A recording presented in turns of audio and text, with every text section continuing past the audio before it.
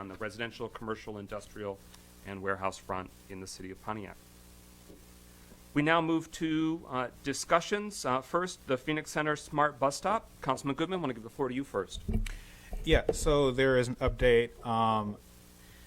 There is currently a temporary, and I use that in quotation marks when speaking in the city of Pontiac, a temporary closing of the Phoenix Center Smart Bus Stop. And it will be actually being diverted to 5 different stop locations beginning on June 20th. Correct, Corey? So I don't know if anyone can get that up on the screen while I'm doing this. There will be multiple different transfer points, and hopefully I can work with the administration to get this published around City Hall a little bit better and on the Facebook page. Stop 1, which will be located, there we go. Stop 1, which will be located at westbound Pike, west of Saginaw, will service southbound 450 to Detroit and southbound 462 to Detroit. So that will be at, again, the westbound side of Pike, west of Saginaw. Stop 2, which is westbound Pike, east of Mill Street. They will be the last stop northbound of the 450. So the 450 will come from Detroit, stop at that stop, and it will go from the northbound 462, so the SMART from Detroit all the way to Greeley's Crossing will pass that stop. And then the westbound 790 to Columbia and Baldwin will also go from that stop. For stop 3, which is westbound Huron east of Saginaw, that will be the southbound 375 to Meyer and Old Redford, and the westbound 790 for Baldwin and Columbia as well.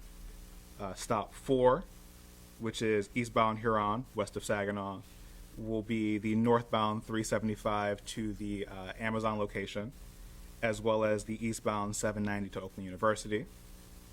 And then stop number 5, which is northbound Perry north of Pike, will be the eastbound 796 only to the Pontiac, Amazon, and Center Point Parkway area.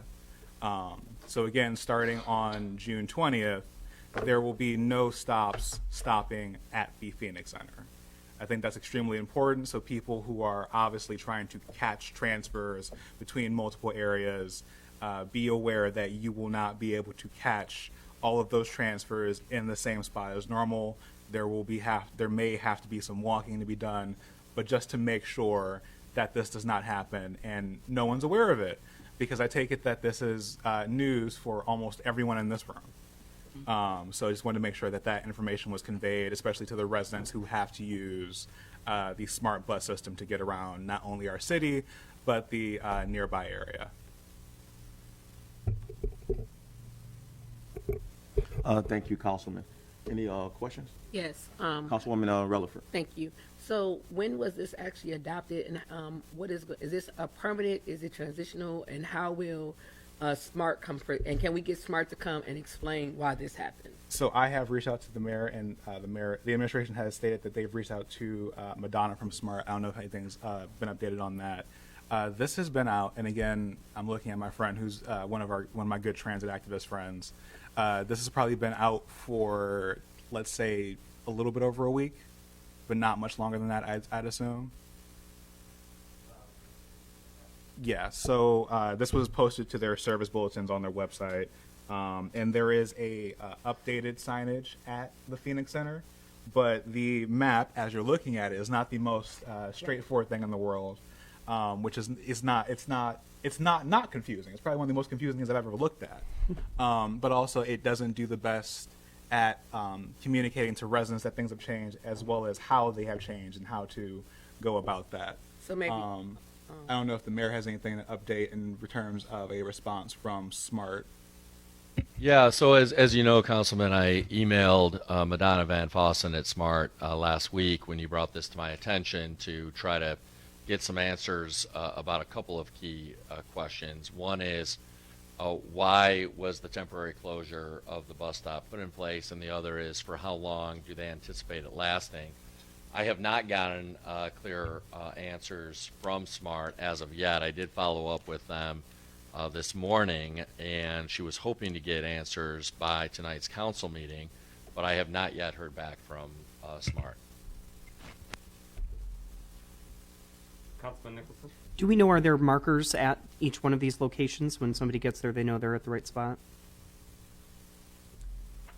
I have not checked Seen personally, them. so I have no clue. I think it'll be important, too, to ask Ms. Van Fossen. I mean, I'm happy to help. I'm sure Councilwoman Rutherford is, too, as this is her district, to canvass the businesses that are close by. And the 50th District Court, we seem to be the place that gives out, this is where constantly we have people coming in saying, hey, where's the bus stop? And we can help them. Mayor Grimal? So she just texted me at 6:27 p.m. So 60 seconds ago, as I was speaking, she said, and I'll just read the text to you. We relocated the stops for the various routes that ran through the Phoenix Center to other stops downtown because of so many complaints over the past 8 years. It's temporary to see how it works. The next change could be made Labor Day. They do service changes every quarter, so every 3 months. Councilman Goodman for a second time? The question just immediately jumps to communication. Yep. Because I'm going to ask this question. This is not a trick question. Meredith, when did you find out about the service change? When you brought it to my attention, and I was thinking the same thing, which is I would hope that Smart, before they made changes, would check in with the municipality, especially if the change is made because of concerns or complaints. I would hope that they would solicit feedback from the municipality, from city government, the mayor and council. That never occurred. And the more unfortunate thing is, even so, like in terms of lines of communication in regards to this specific circumstance, you found out from me, and I found out from someone else who is an activist who is keeping track of these things. So the fact that that line of communication broke down even before City Hall kind of causes concern, especially in the case where we've been having this transit conversation now since we've been taking office, and we have been, really making sure that the people of the city can use public transit, and that we're defending it. And we run into a situation now where a very staple of many of our residents' lives is being changed, and many people don't know. Or, again, there's signage there, but there is a difference for people who ride the same bus every single day, who have a schedule, who will never look at that sign ever again, Yep. who are going to wake up June 20th, try to go to work, and can't. And again, this worries me, if this is going to be... Well, it helps an to highlight some of the frustrations. Councilwoman Rutherford's Oh, next on the speakers. Forgive me, President. Councilwoman Rutherford, Thank then Mayor you. Grimal. Mayor Grimal, this is a question to you from the woman that you just spoke to. Is there any way that we can get information that we can put out in our community? There is a lot of people that this is going to affect at the end of the day. I mean, it's a 10-day gap, really. So what is it, today's the 14th?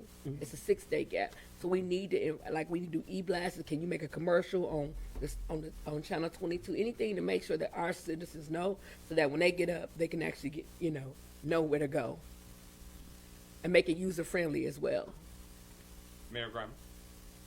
Yeah, it's certainly, we'll certainly do whatever we can do to get the word out, and we're open to suggestions about that. And, I want to acknowledge the concerns that have been expressed. I share all of those concerns and shared them from when I first reached out to Smart last Thursday, but the explanation that I received, 3 minutes ago only highlights and amplifies those concerns. It certainly helps explain some of the frustrations that other communities have felt about Smart.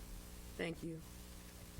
I just want to state that if for 8 years the complaints have been about service, I'm more receptive. But if the complaints are anything beyond service issues, then I don't see as much of the merit. The fact that there is a high volume transportation connector in our downtown is an asset if it's well staged and if it's maintained and cleaned and well lit. And so I just want to say that I can understand and respect there being many factors involved, but I hope that it ultimately is about the transportation service and the ease of access for our residents in our community and not seeing that as a detriment to downtown, because I don't see that as a detriment to downtown. But wherever any stop is that's high volume, it needs to be well-serviced and well-supported. Any other discussion on this item? That concludes that discussion item. Next is Arts Commission Lawn Care